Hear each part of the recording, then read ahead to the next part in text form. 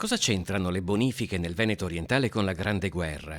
In un conflitto a tutto campo come quello che si combatté tra il 1915 e il 1918 c'è stato anche questo, un piano poco noto di allagamenti e distruzione di impianti idrovori che ha caratterizzato una guerra anfibia e invisibile nelle terre del Basso Piave. La strategia degli allegamenti è stata una strategia di guerra utilizzata sia dall'esercito austro-ungarico sia dagli italiani stessi, e quindi era un tema poco studiato e poco noto, che però ha fatto sicuramente la differenza durante il combattimento e anche per difendere l'ultima linea, che era il Piave. Il rapporto tra Grande Guerra e bonifica rappresenta un elemento peculiare del conflitto in una terra d'acqua come il Basso Piave ed è il tema di un nuovo spazio espositivo aperto al MUB, il Museo della Bonifica di San Donà di Piave. Per noi questo evento è una tappa di avvicinamento al centenario di quel congresso che si tenne nel 1922 proprio qui a San Donà e che progettò il sistema della bonifica integrale poi esportato in altre parti d'Italia.